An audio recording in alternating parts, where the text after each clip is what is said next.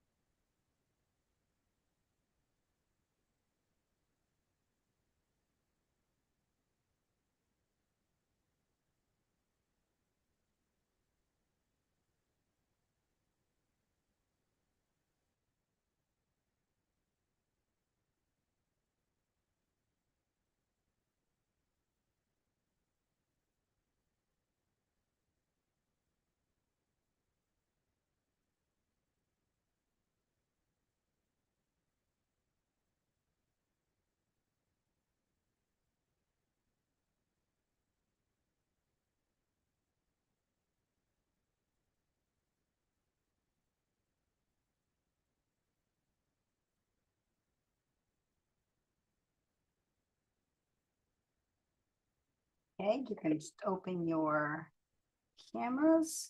Just give me 2 seconds to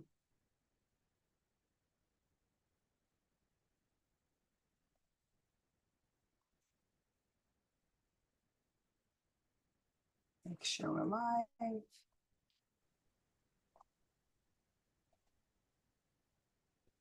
Okay. All right. I love when things work out. Let me see here.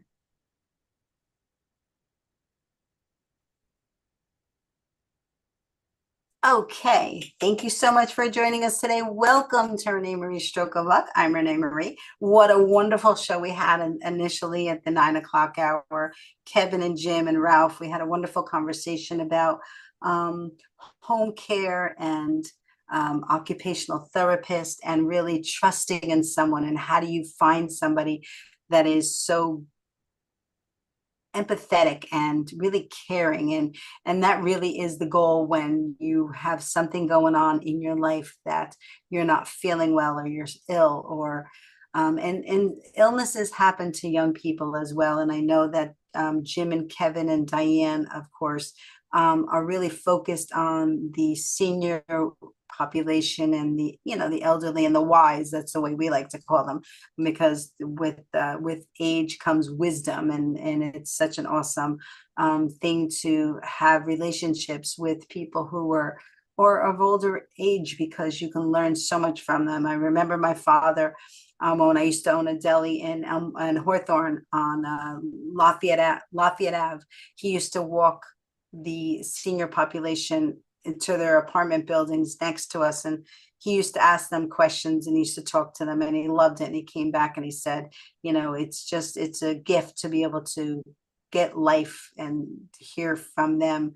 And I'm getting up there. I'm 62, proud to be 62 after suffering a stroke at 26. So I have no problem sharing my age with everybody, because each day is a blessing and a gift. Life is a gift. Always remember that. So today on this show, I would like to give thanks to Diane again, Diane Bromberg from New Jersey Senior. What's her name? Her I'll think of it. This is a stroke thing is happening. Senior Resource Group of New Jersey. So she is an incredible individual who only does things from the bottom of her heart to help people. And she is the connection between Seraphin and us today. And Julie is just a gift. I just found out that Ralph reached out to Julie without knowing that a long time ago when he started Stroke Warrior Radio, and because of her posts on Facebook. And that's how I found Julie as well, streaming through Facebook. I guess Facebook knows that we're in the stroke world, and it just shows me posts from that, and she is a gift to the world. And we were talking in the Zoom green room about less is more. But today the title to the show is Believe, because we all feel that you have to believe in what you're doing, and you have to really move forward and have trust and believe that anything's possible. So, and I can't wait to hear about Seraphin's his purpose in life. And Julie, I wanted her to reiterate her purpose in life. And of course, we know Ralph's purpose in life is a Stroke Warrior Radio. So we're going to open up the communications. If you can open up your volumes. So thank you everybody for joining us today. We're so blessed to have you. Thank you. Good morning. Thanks for having us. Thank you. You're very welcome. You're very welcome. So Julie, we're going to let you start off. Tell us, I mean, we know you, but tell us a little bit about how you started the, what's it called? The therapeutic, give us the full title on that. Sure. Caregiving through a therapeutic lens. That's Yes. it. That's it. Ooh. Yes. So for those who don't know me or haven't seen the first time I was here, I'm Julie Wall. I'm an occupational therapist, and I've been happily in the field for over 13 years, loving the work. And for the majority of that time, working with brain injured individuals or folks that have had some kind of neurological disease condition.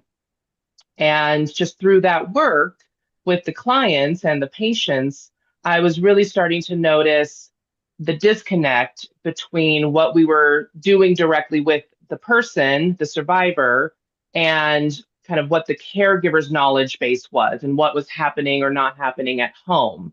So a couple years ago, I kind of had this epiphany that I really want to kind of bridge that gap of knowledge between what we're doing in the clinic as a clinician and then what the caregiver knows and can be following through with at home.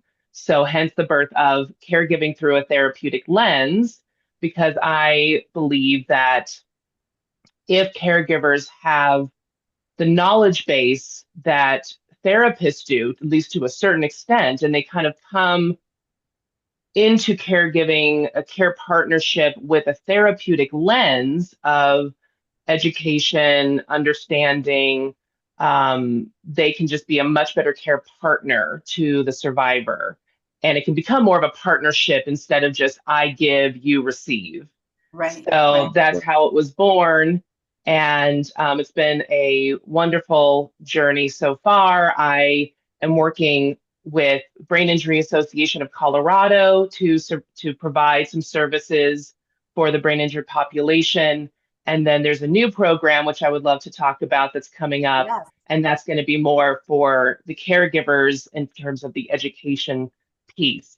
So I can jump into it now, or I can wait if we want to just do some introductions first. Yeah, wait 1 second. I just want Seraphin to share a little bit about his purpose and his business. So give us a little bit about what your purpose in life is, Seraphin. Well, thank you so much. It's an honor to be with all of you here today, and hopefully those watching will benefit from what we have to share. So my purpose in life is very simple. It's to help other people. And whatever I do, professionally and personally, I hope, falls into that goal of mine. And so on a professional level, and why I'm here today, I wanted to talk about some offerings that I share with people that get them help, financial help in times of critical illnesses, obviously stroke and heart attacks. But I wanted to focus on cancer, especially with upcoming cancer awareness, breast cancer awareness month in September. People don't seem to realize, the all the aspects that these critical illnesses, or in particular cancer, have. And one of the main aspects that people don't realize about healing is the financial stress associated with healing. And so when we get into it, I want to talk about some cancer statistics. There's a saying that, words speak, but numbers shout. And when you look at the statistics of cancer and even the statistics of people going bankrupt, becoming really financially in distress as a result of struggling to fight the disease, it's scary. And so I'm very happy that I'm able to share with those who need it options to help take the financial strain off of the recovery process so that their mind and their heart and their body and their soul and their intellect can focus on the important thing of getting better and healing, and not have to worry about the financial stress, because the less stress we have in life, the better we can focus on the one thing necessary, and that's healing any horrible disease that we encounter. Yeah, that's absolutely true. Ralph, give us a little bit about your story, because I know you said it in the last show, and if there are any new viewers, tell us a little bit about, Stroke Warrior Radio. Yeah, yeah, yeah. Because Oh, it's another show, so I want to have everything yeah. in one show. Yeah, but I had my stroke 9.5 years ago. It was I guess an ischemic stroke. I lost my left side. Um, and I started Stroke Warrior Radio after a stagnant recovery of 6.5 years. I found better therapies, better people, other stroke survivors, and got off my walker and cane. I work a full-time job plus the radio. I can run on a water treadmill an 18-minute mile. So all that hope that was taken away from me, I found out that it was never as good as it gets. So I started Stroke Warrior Radio to help other people learn that there is hope and that there's a lot more information out there than we were originally given. And Ralph reaches over 53 countries. Am I correct in my mind thought? 54. 54 countries. So whatever we speak about here is really going to impact the world. So thank you so much for joining us. So Julie, tell us your new program, because I know you're really excited about it, and then we'll feed into Seraphin and helping others and by options. So go ahead, Julie. Sure. So as I mentioned, this past year, it's been a very exciting new partnership with the Brain Injury Association of Colorado, which is where I am. And so I've been connected with them, providing online dance fitness classes for them, as I'm also a LeBlast fitness instructor. And so that's been a really Wow. wonderful gift to give back to survivors. And so we have bi-monthly classes currently on Mondays for that. It's a modified class. And so what And we're going to those be are live transitioning, classes, Julie? They're live they classes. are. Yes, They're they are live. live classes. Yes. And so they're free. You just have to go onto the Brain Injury Association of Colorado website to register, to pre-register. So you get the Zoom link, but they are free. And I welcome survivors. I welcome caregivers. Really anyone who just wants to be in their body, to move, and to feel good again. So that's been part of my partnership with them so far this year. And the new program, which I'm very excited to share, it's called AHEAD, and that stands for Achieving Healing Through Education, Accountability, and Determination. So AHEAD program is something that was originally designed by the Mind Source Brain Injury Network, and it's a brain injury education and skill building course. And so it was originally designed for justice individuals who were screened positive for traumatic brain injury. And it was to provide them insight and tools to better cope with and address the symptoms that they're dealing with. And so what we're doing is we're taking that program and now we're going to adapt it for caregivers, because I think that knowledge base is so important, not just for the individual, the survivor, but also for the caregivers to understand as well. So it's about an 8-week education-based program online.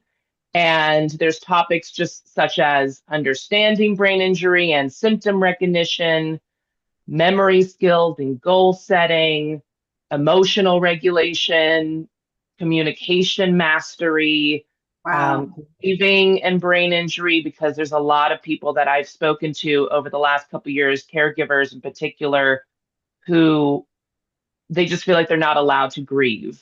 And so they kind of bottle it up. They want to be strong for their loved one, and they don't really give themselves the opportunity to grieve what was lost, to be able to move through and to Yeah. the other side.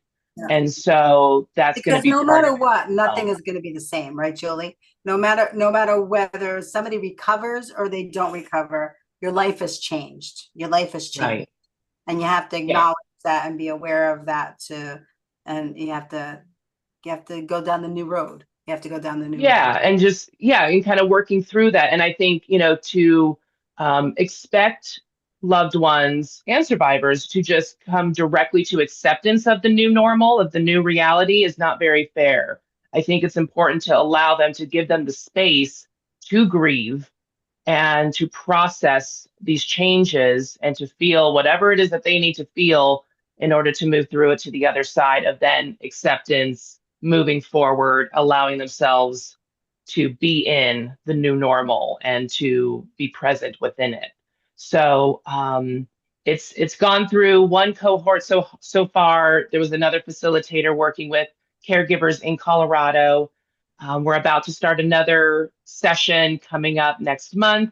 And my hope, because right now it's for Colorado families and caregivers, is my hope is to take it and then make it more accessible to the wider world. So I'm planning to facilitate this program for our Colorado caregivers coming up. And then I want to transition and provide a wider scope so anyone who feels that they would benefit from this type of education and skill building within a group setting can reach out to me directly, and hopefully we can start another group together sometime this fall. Yeah, when you have it ready, let's get together and you could maybe do a little portion on the show so that we could support your press on it.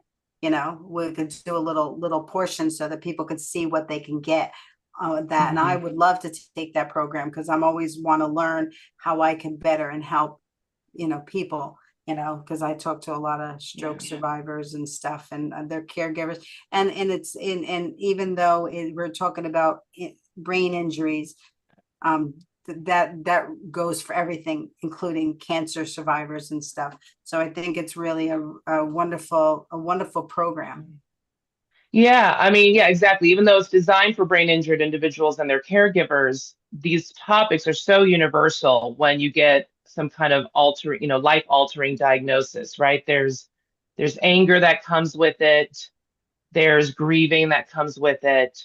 Um, just to regulate your own emotions is a skill that a lot of us don't have. We Right, see it a lot right. in kids, but we realize as adults, like, oh, I'm also not really regulating my emotions very well. So how can I, learn positive ways to regulate those emotions? Because emotions are natural. It's part of the human condition.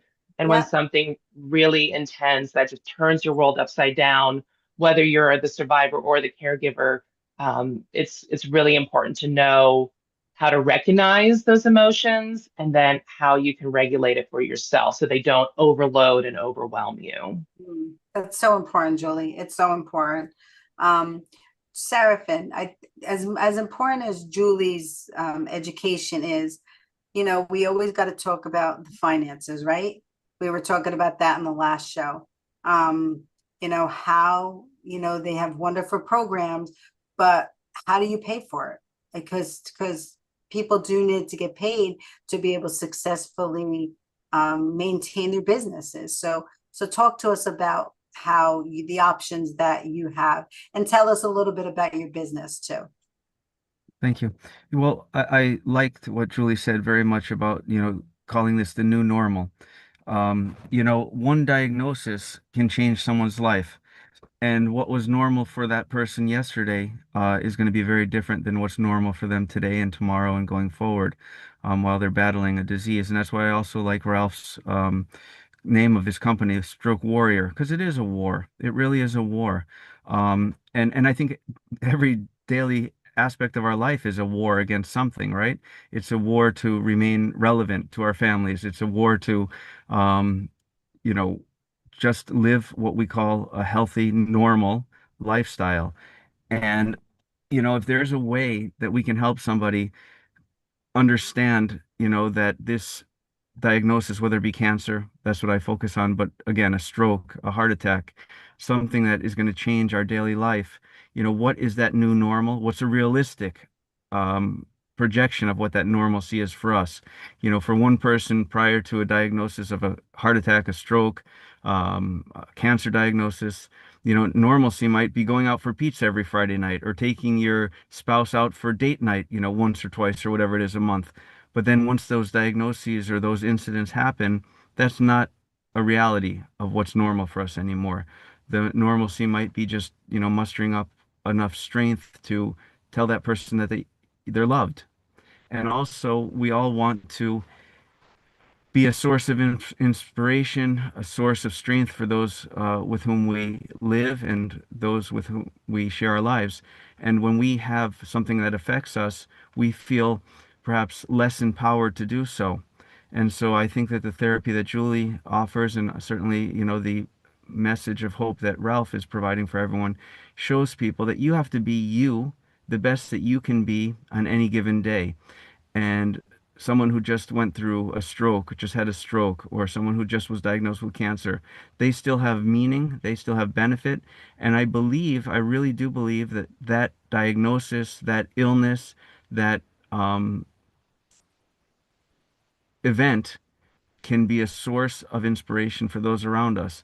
Sometimes, if we're the provider, if we're the caregiver, if we're the source of strength, and something happens to us where that changes, we can still be that caregiver. We can still be that beacon of hope for those around us through the way that we are living in that situation at any given time. We talk about caregivers, and I know people. This is coming from your first live stream this morning, but caregivers who are supposedly helping, those that need care get more benefit from the person that they're caring for than they give to them because we all have our place in life. Yeah. And, your experience, Renee, living through a stroke and now sharing, hope to so many people, you wouldn't have been able to give that hope if you didn't live through it. So there is a reason. There is a higher power. There's a reason why we're put on this earth, even this live stream today. Hopefully, if one person benefits from what we share today, thank God we're doing this. And Yeah. so I think it's so important. I don't want to talk just finances because then it looks like it's a sales pitch or it looks like it's trying to gain clients, and I don't want to do that. But I would be remiss if I didn't share the reality of the financial aspect with any critical illness, whether it be a heart attack, stroke, cancer, anything. The reality is that 2 million people are projected to get cancer this year in the United States. That's a scary number. 2 million people. And those are 2 million people who are diagnosed with the disease. But within those families, you're talking at least another 2 million on top of it. The loved one, the spouse, the children, that number goes up to 4, 5, 6, 7 million. The cousin, the rich uncle who wants to take care of his family member who was diagnosed. And so it really just trickles down to our whole network, our whole community of loved ones and friends and family. And so these diseases, strokes, heart attacks, cancer, whatever it may be, doesn't affect just the person that lived through it or is living through it now, but it's their whole um, support system and their families and their loved ones. It's a community of you know, people who are affected. And so I think this is so important that we're talking about this today. Again, what I do is I offer, solutions to help deal with the realities of financial strains that come about as a result of any of those diagnoses. And I do it because I really believe that when someone can worry less about how they're paying their bills, to go through treatment, to go through therapy, to go through the recovery process, they're really able to focus on it. And it takes away the strain from the family because everyone wants to be the hero for their loved ones. Someone gets diagnosed with cancer and we all want to rush to their aid. And it's a shame that very often you see on, in the internet, another GoFundMe page that comes about because they can't afford their bills. And wouldn't it be better if we had a community of, family and loved ones and friends that didn't have to worry about, oh my God, I can't help them out. And I know cases, tragically, where family members, out of embarrassment that they can't help their loved one financially, they, it's like a fight or flight kind of thing. They end up not talking to them anymore out of shame because I can't help. I can't be that source of support. I can't personally, mentally or emotionally or financially be a source of support for that person. So you end up backing away from them. And that does a lot more harm than good, obviously. Seraphin, I wanted to reiterate what I had mentioned, and I don't want you to feel at all that anybody, especially me, is taking it like a sales pitch. I know that we always talk about on the show, insurances and how to pay and when they won't pay. And the fact that you're giving solutions and options to those that are struggling, it's a gift. It's a gift to at least have someone like yourself who will communicate with you, will talk with you, will try to work it through. I remember like being in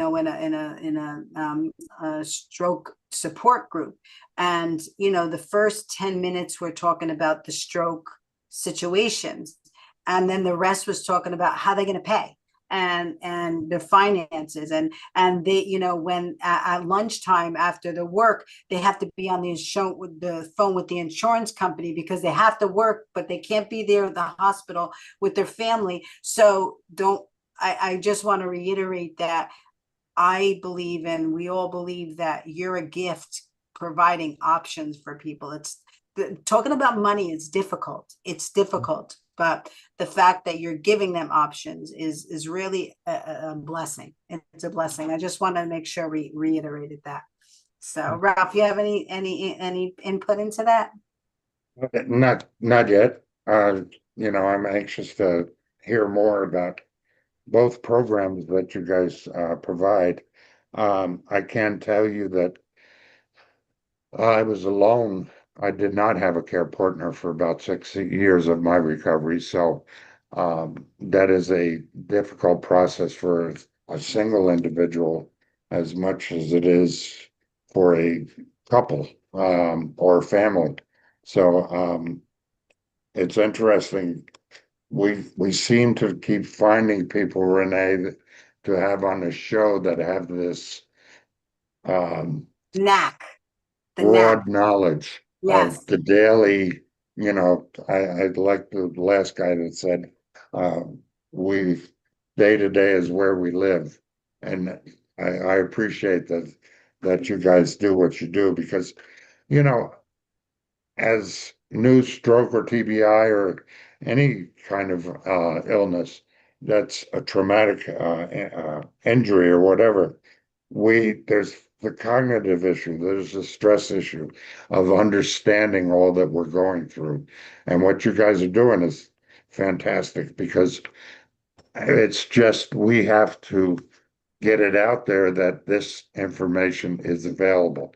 Because the information in my early recovery was terrible. Was not aware of everything I had to go through or everything I was going to go through. Nobody told me that. Um, it's that when you get to the point that you're achieving those small victories every day, it becomes more important to share that with other survivors as well. So I appreciate what you guys do. Yeah, we are lucky, Ralph. We always, I think in my world, God brings them to us to Yeah, to, to really, because with all the people out in the world that we could have on this show, like the whole world is at our fingertips. That both of you are on the show today. I think that's amazingly God work. So before we get into more Sarafin, I would like to hear more specifics on the options, and more about your cancer, because September is Cancer Awareness Month. Am I correct in my mind thought? Or is it August? Is it August or September? There's a month dedicated to a certain cancer pretty much every year, but September is breast cancer awareness, and that seems Okay. to be on the forefront of people's minds because just again, statistics, one in 4.5, I think 4.7 women are going to get cancer in the course of their breast cancer in the course of their lifetime. And men get breast cancer too. People don't know that, but Yes, men get breast yes. cancer. yeah. Yeah. Yeah. Yeah, yeah. But I want to go back to Julie for a few minutes and talk to her about this new program and what are one of the can you feed into a little bit more about one of the caregiver options that you're talking about? You know, you're doing it for your Colorado alone, but give me a little bit more on one of the topics on the 6 weeks. Sure, sure. So, and again, I'm still relatively new to the program. I've been working with the facilitator who has been through the caregiver cohort, the 8-week program. And so we're kind of transitioning the material over. It is again, an education-based program. So within a group setting, we are discussing these various topics. So I'll give the example of memory skills and goal setting. So usually within the group, we're first giving a little education on why we're talking about the topic. Why is it important? Why is it applicable to understand, especially as a care partner? What can happen with memory after a brain injury? Why is goal setting important within the recovery? And then there's going to be some kind of practical practice. So again, it's not just education, but it's also skill building within the group. So we have handouts that we might work with and might just be open forum discussion where if we're taking goal setting and we talk about the importance of SMART goals. I don't know if anyone's ever heard that acronym. SMART Yeah, goals are important in recovery. So it's very specific to the person, right? So we were talking in the green room about somebody from uh, your prior Zoom call, and they were saying the importance of salience. What is important to the person? It needs to be specific to them. What we're working on with person A is not going to be meaningful to person B, and therefore it's not going to be nearly as motivating and receptive to them. So specific, measurable, right? There needs to be some kind of measurement. I love being able to measure things through action. So talking about the importance of photos and videos throughout the process. How do we measure progress? Because the day to day, you don't really know what is changing. Even if you live with the person, the day to day, the grind of it, you don't really notice until right, you see your loved one trying to bring a cup to their mouth in January, and then you re-record them doing the same thing in February, and you go, "Oh my God, do you see that difference? I didn't realize it, but now you can bring it higher. Now you can lift something heavier. Now there's not shaking with it. Whatever the right, progress might be, you can really see it right. when it's in a video format. So kind of how are we measuring these goals? So these SMART goals, there needs to be really important to really understand what each of those things mean. And then maybe even setting a goal as the care partner. So again, practical application as a care partner, I'm going to create a goal for that for around my own role. And how can we help our loved ones with memory skills, right? Is it repetition? Is it using outside tools and aids? So again, trying to give very practical solutions and opportunities to try new things, to fail at new things, right? Again, they feel like they have to be perfect and strong and know everything. And we just don't. We have to be able to be open to learning, try something in a safe space, maybe fail, get some feedback, constructive criticism, whatever that might look like, and then try again. And so just creating a safe space around that and learning these different topics and being able to apply the education and knowledge that we're giving within group, and then sending them on their way with kind of homework, right? Things to try, things to practice, either on their own or with their loved one. And then we can always come back and regroup and talk through some things again. So it's a group setting, but my goal with it is to also provide any one-on-one support that's necessary for individuals within the group as well. Very interesting, very interesting. And I got to tell you, Julie, you have such an understandable way to present. Some people when they share information, it's not as clear. And that's a gift. It's a gift to be able to, explain in clear fashion, especially with somebody that has had a brain injury. You're very good at just making things very simple, very simple. Although they're not simple. They're not simple, but Right. And yeah, it's something I've had to learn, again, becoming an OT, when you go through school, you learn all the technical terms, right? Oh, this cerebrum, the cerebellum, and all these, yeah, kind of yeah, technical terms. yeah, And then you get into the real life situation in front of a client and they go, you can just see their face. Sometimes they don't yeah, even ask yeah, what. yeah, You yeah, just see the yeah, blank face and you're like, yeah, okay, let me think of a different way to explain this. And yeah, so that's just, yeah, skill based of being an OT for as long as I've been. But yeah. thank you. I appreciate Oh, that. you're welcome. I do want to come back and ask you, and I'm sure Ralph wants to ask the same question, is do you have any stroke survivors or survivors feeding into the conversation about it? Because that's important to get it from somebody that's been there, to you know to to be a voice in that. But I'm going to let Sarafin talk to us a little bit more about the options, because I think that's really important, and share anything else you'd like, Sarafin. Thank you. And thanks for putting my presentation into perspective. Insurance is the longest four-letter word in the English language. Oh, it is. It is. And It and is. nobody likes insurance, but nobody No, likes strokes, heart attacks, or cancer either. no, no. And And in you our got to group, have that conversation, no matter what you like it or not. yeah, Sometimes you got to have hard conversations, and that's a hard conversation. absolutely. And in our business, we kind of use this a little bit kind of corny, but you have to, buy a plunger before you need a plunger. Yep. Yep. Yep. And Yep. I don't think anyone says, okay, well, it's 2025. I think I'm going to plan to have a stroke in 2027, or I'm looking forward to a cancer diagnosis in 2028. Yep. And these are things that happen unexpectedly. They're obviously life-changing events. And so while we are healthy, if we could put in place a solution, a product, an insurance product that is essentially a solution to those problems, it makes a lot of sense. It just makes a lot of sense, even financially speaking, crunching numbers, return on investment. If I can obtain coverage while I'm healthy, and those rates will stay the same when I become unhealthy, it just seems to make financial sense. If Right. we do, a hard dive into our daily or monthly spending habits, we see that we spend money on a lot of nonsensical stuff. Sometimes we spend money on things that might even get us into a bad place later in life.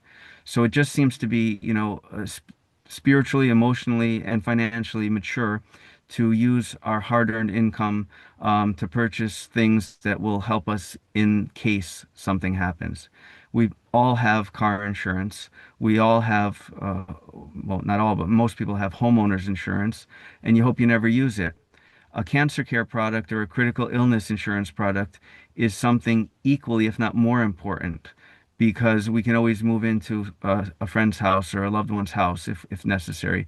We might stop driving in the event of some of those illnesses, but we're still going to have our body. We're still going to have our needs to go to the doctor and get treatment. And so I really believe, and I've been doing this as well for 13 years.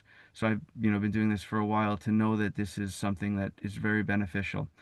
Unfortunately, in my 13 years in this industry, I've, without exaggeration, probably helped close to 1,000 people Wow. with cancer claims or Wow. or claims for a heart attack or a stroke.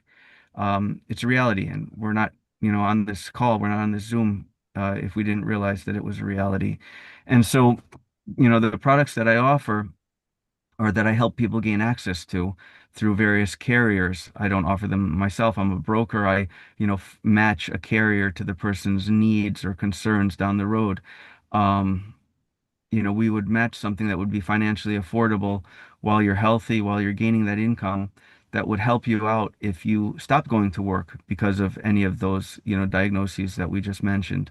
And so, for $5, $6, $7 a week, $20 a month, you could make sure that if God forbid, a cancer diagnosis came about, you'd have literally tens of thousands of dollars that would help you pay for, those costs that are associated with cancer.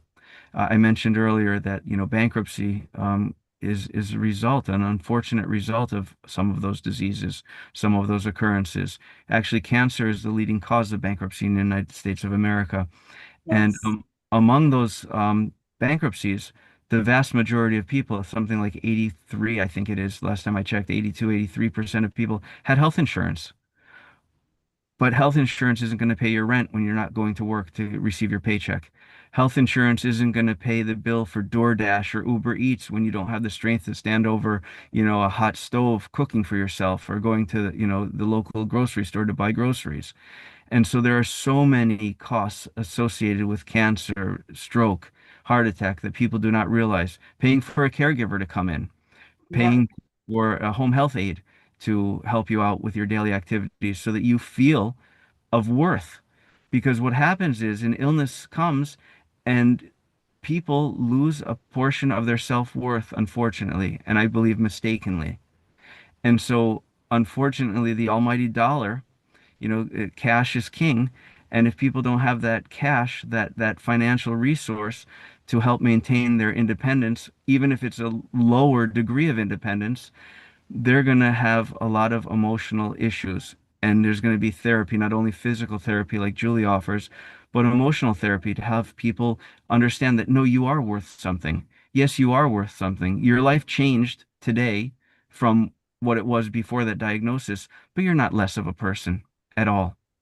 And so, if we can offer a program that's going to help people maintain their self-worth, it seems to me very important to investigate, to make an educated decision that is something that I want to, participate in, or if I don't. And unfortunately, in my 13 years, I've had situations where people called me and said, "Oh yeah, you were here. You made a presentation on a cancer plan. I'd like to enroll in it." And then the conversation goes a little deeper, and I'm always happy when people make that decision. But then I hear the unfortunate news where, well, I was just diagnosed last week. Well, at that point, it's too late, and Mhm. that's a tragedy. Yeah. It I literally breaks my heart. I think it's been about 10 years, maybe 12 years, when I just purchased my, um, what's it called? My home, when you pay for insurance for your health. Not insurance. Oh my gosh. It's like a Okay. long-term care. Hmm. But I was in it, I bought it late. I mean, I in my 50s because a friend of mine, Tracy Lawrence, who is a dear. She passed away, but she's the one that got me to understand that I needed that. And Seraphin, what I want to say to everybody is that, and Julie, the same thing for you, Ralph, the same thing for you is, that's why we have these shows to educate people, but also people, like you said, Seraphin, have to make a decision before they get into any predicaments.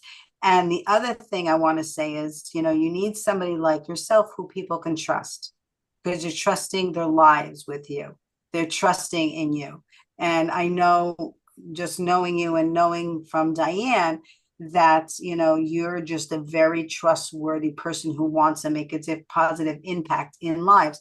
But there's people out there who do use health and age against them. And so make sure that you are trusting in somebody like Seraphim, who who has a record, can really help you, not hurt you. So that was my thought process. Ralph, did Well, you want to?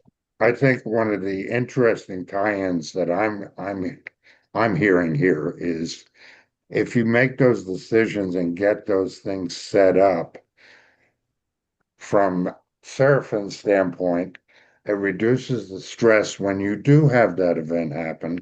And it goes to Julie's standpoint that the recovery becomes easier. Because I was an independent contractor before my stroke, and I didn't have health insurance or anything. So I was in a bad place for all of that. So, but then I found, I qualified for Medicaid and Medicare because of the disability.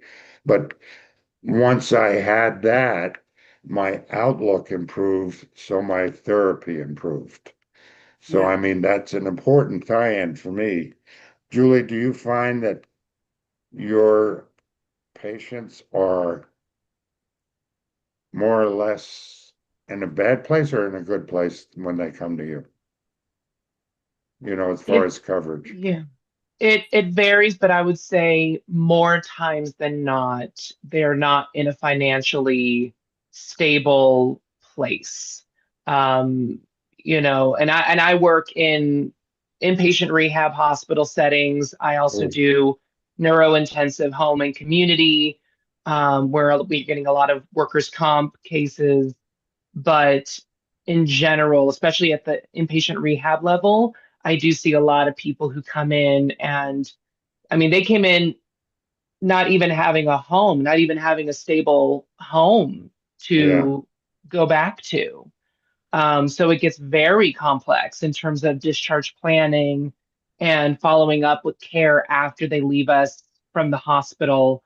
It really complicates things versus those that come in with the stability, not only financial stability, but also emotional support from family.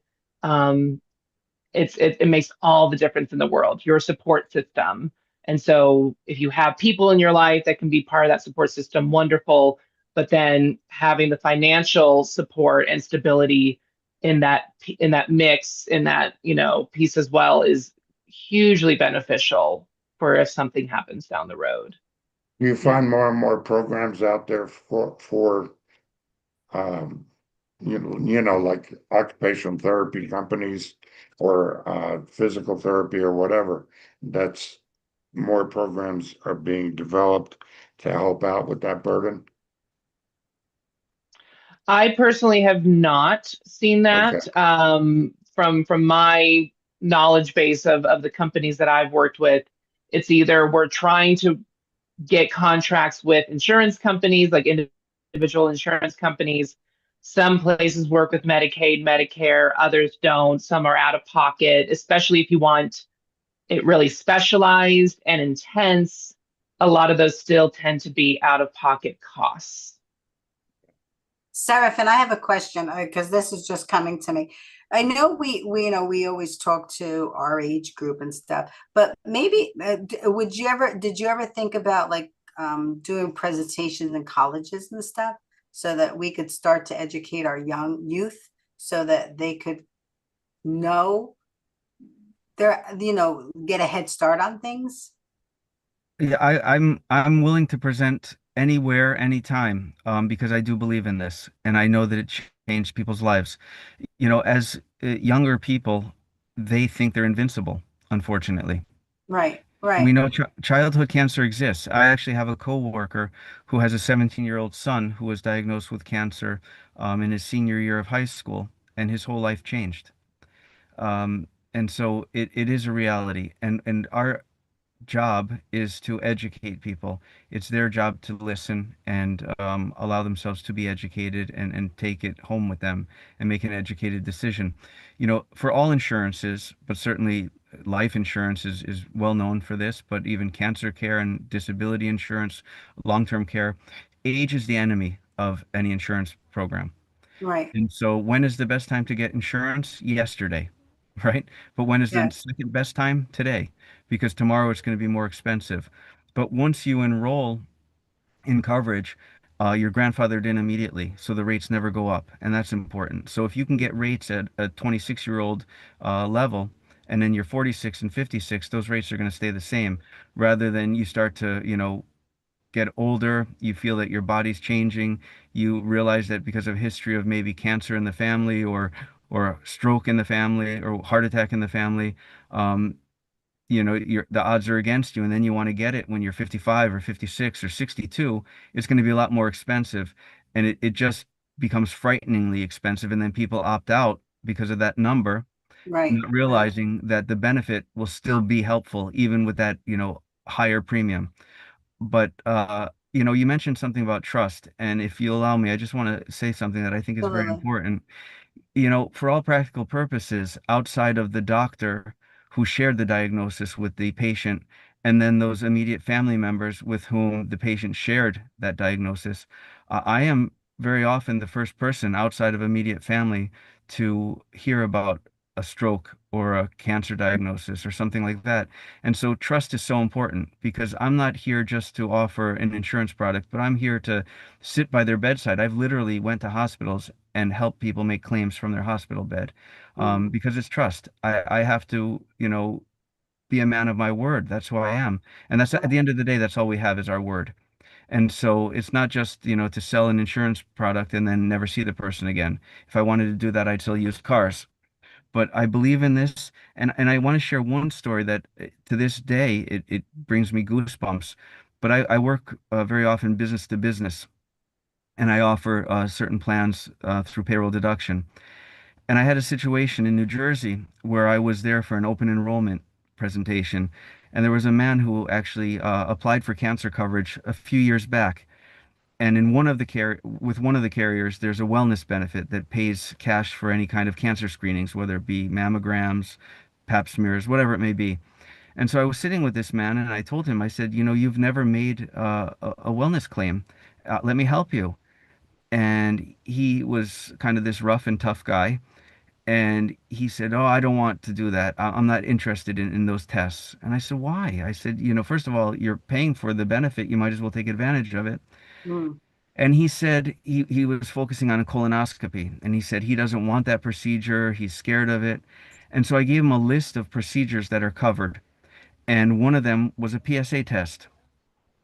And I do believe in God. And I believe that God's hand was in that conversation. He was with us that day. And the man in question, coincidentally, providentially, had his annual physical scheduled literally less than a month after our conversation. And I gave him the claim form ahead of time. And I said, just go for a PSA test. You're going to be there anyway. And he took the information. Took the claim form because he wanted his $75 wellness benefit. He would have not had that screening done. He asked the doctor for a PSA test, and he was tested positive for cancer. Wow. And it changed his life. At the end of the day, $75 is not going to help, right? $75, maybe it's a nice meal out, not even a nice meal anymore. Half a tank of gas, whatever it is, $75. But because of that wellness benefit, he was encouraged, and because of our conversation, he was encouraged to get screened. And early screening, early detection is key to fighting the disease. And literally, I believe, as loud as that sounds, that conversation saved the man's life. He beat the disease, and all his Wow. coworkers now have the plan because he's a living testament to what it Wow. can do. That's incredible. That's an incredible story. That's an incredible story. Thank you for sharing. I do want to reiterate, and I hope you're okay if I share this, but Seraphin is sitting in his car because he came out of church to because he's so passionate about this. So, so you just got to do what you got to do. And we're so grateful for you to take the time today to share, your passion for this. And I do want to share before ask Julie about that stroke survivors, having her part of the team. I do want to talk offline with you, Seraphin, about teaming up with you and coming up with a stroke program with my organization and your business, or so that we can reach out to colleges and start to educate young children on this, because like you said, if you buy it young, it'll just help you in the future.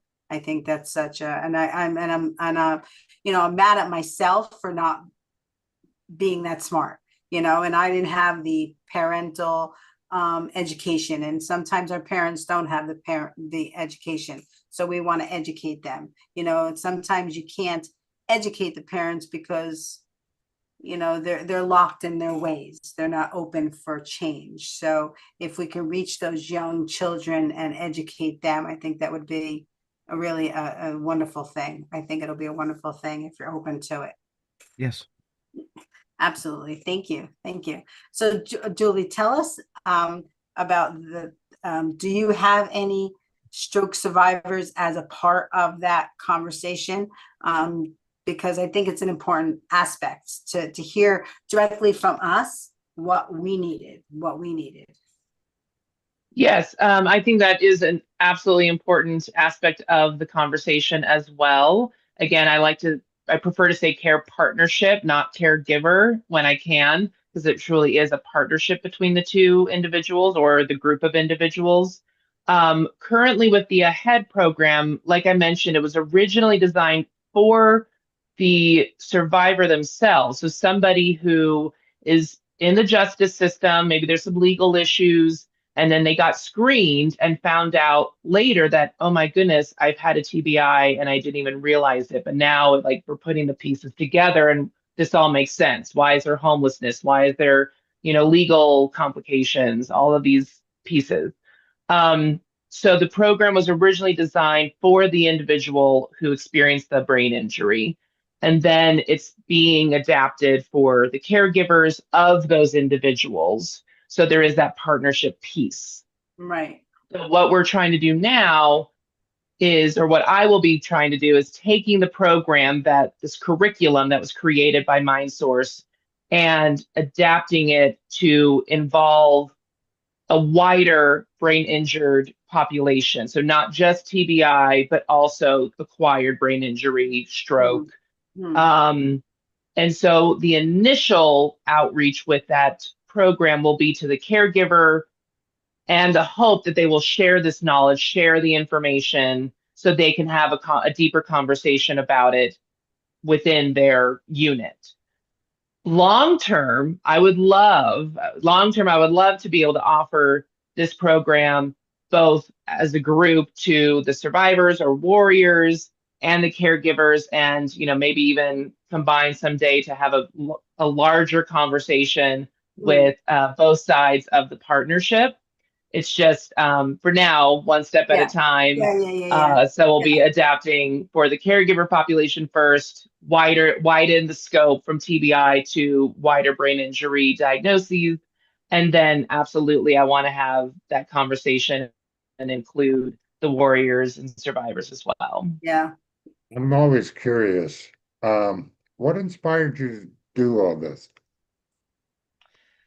Well, I kind of mentioned in my little intro, I love the work that I do.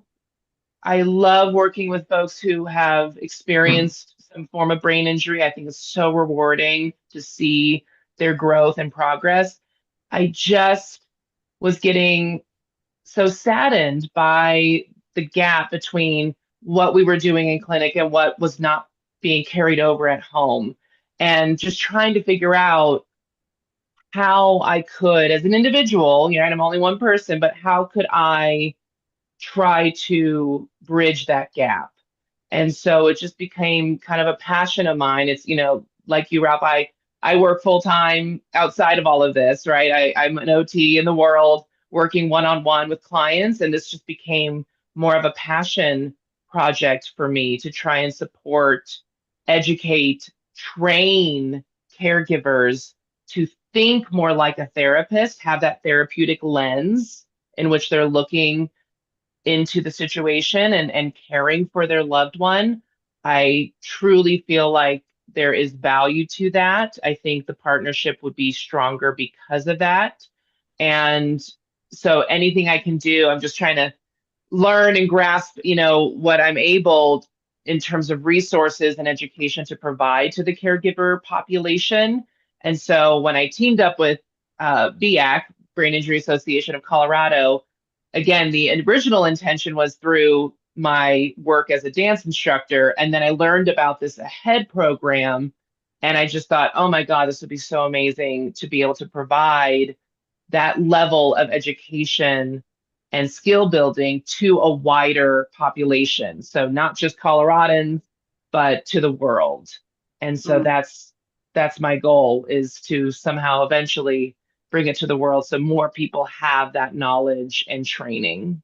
Oh, it makes so much difference in recovery once you start learning stuff about recovery, about handling the mental health aspect of it. I mean, to Yeah. me, there's 12 therapies. not just physical therapy and OT. There's all those other things in there, the care partners. I agree with you there. So it makes all the difference in the world. Going out as a survivor, making the choice to be a warrior, to go out there and find these programs. I surfing. Like I said, I found somebody that got me Medicare or Medicaid after my stroke. I found somebody, I'm not ashamed to say at that point, I couldn't work anymore. So I had to get food stamps even. That knowledge is so important to the recovery. And it took me 6 years to build up all that knowledge that I am better now than I've ever been. It's the most difficult thing I've ever done, but it's become the most rewarding. Mhm. So I appreciate what you guys are doing. I really do. Please don't stop. Thank you. So we only have, yes, thank you so much. We only have like a couple more minutes, but I do want to give you the opportunity to, once again, circle back and just share where they can contact you, your business, your website, your Facebook page, whatever it is that you want to share with them. And the last bit of hope, we always like to bring hope to everybody. Seraphin, can you go first? Yeah, thank you. My website, I'll actually see if I can I'll stop my video and then you can see the website right on here. It's Oh, perfect. seraphimwood.com right there. You can see and you can go to the website. There's my contact information is there, and you can reach out to me by text, phone, email, whatever you want, and I would be happy to work with anyone who's interested in learning more.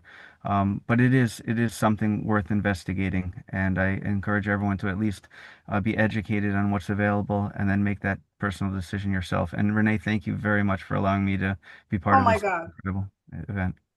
My pleasure. I have a question for you though. So the business that you're in, I don't like the business, that's the wrong terminology, support that you provide for people. They don't need to live in your area, right? They can reach out to you no matter where they are. Yes, the so insurance carriers, depending on the state they're in, there's different plans, there's different programs, there's different rates. I work primarily in New York, New Jersey, and Connecticut, but I can work with anyone anywhere. I'm just more familiar with the tri-state area because that's where I live. But definitely, I can get help anywhere in the continental U.S. Oh, that's wonderful. And I can't wait to continue working with you, Sarah. And thank you so much for joining us today. Thank you. Julie, why don't you give the last little bit of information? Yes. So if anyone is interested in learning more about any of the programs that I'm offering, so that will include even coming to join me for La Blast Dance Fitness online, if you want to move your body, if you're interested in the Caregiver Ahead program, I am hoping to get a group started this fall. You can reach out to me directly. Or if you're even interested in doing one-on-one sessions with me, I do offer that as well for caregiver support and training, one-on-one sessions. So if anyone is interested in any of those, you're welcome to contact me. Best way is probably either, finding me on Facebook, Julie OT Living. That's my profile name. You can also find the group that I will absolutely be continuing to reach out to and post about these different programs. That's Caregiving Through a Therapeutic Lens. And most direct, which is probably the best way actually, is just sending me a message through my email, julieotliving@gmail.com. So I welcome anyone who has questions or is interested in joining me for any of those programs. It is online based, so can be anywhere in the world. I will find time and I look forward to talking with you guys soon. Thank you, Julie. Thank you for all the work you're doing. Thank you, Sarafin, for all the work you're doing. Ralph, you want to say a few closing words for this show? I appreciate both of you being on the show today, Seraphin and Julie. I look forward to talking to you again. I hope I can expand your worldwide goal there, Julie. Um, if you want to listen to Stroke Warrior Radio, go to strokewarriorradio.com, hit the listen button, or you can find us on any social media, pretty much Instagram, Facebook, LinkedIn, TikTok, and YouTube. Yes, and Thank I you for think having me. we brought our show is on Wednesdays, I believe, Wednesday 3 p.m. and 3 a.m. I No, think it's Wednesday. actually Monday, Wednesday, Friday, 3 p.m. Oh, okay. Monday, Wednesday, 3 Friday. a.m. and 3 p.m. I Okay. broadcast the audios of your shows. Woo! Hmm. Yeah. So this will touch the world. It's touching the Yeah. world now, but yeah, another form of resource. Thank you so much, everybody. We're gonna close out. We always blow our kisses. Seraphin, thank you for joining us today. I know you have your video shut off. Julie, thank you for joining us. Ralph, it's always a pleasure to have you as co-host. You bring so much value and important conversation pieces to the show. We're Thank blessed you. to have you a part of our family. Thank you for joining us today. Oh, there he is. We hope you have a stroke of luck today. What incredible two shows. They really were about caregiving and support and just showing people love. And we've had four wonderful guests on today. And if you want to join us for our comedy show, October 3rd, Friday, October 3rd, please join us. Please look on the website, RenéMarie'sLanguageOfLove.org, and go there and you can buy tickets. Jeff Norris is an incredible, hilarious comedian. I'm going to be opening up for Jeff, which I'm blessed. And we hope you'll join us. We're going to come together as a community to have a great time. So on three, we always blow our kisses. And thank you so much for staying on for an extra 3 minutes. 1, 2, 3. Bye, everybody. Have a blessed day. Bye. Bye.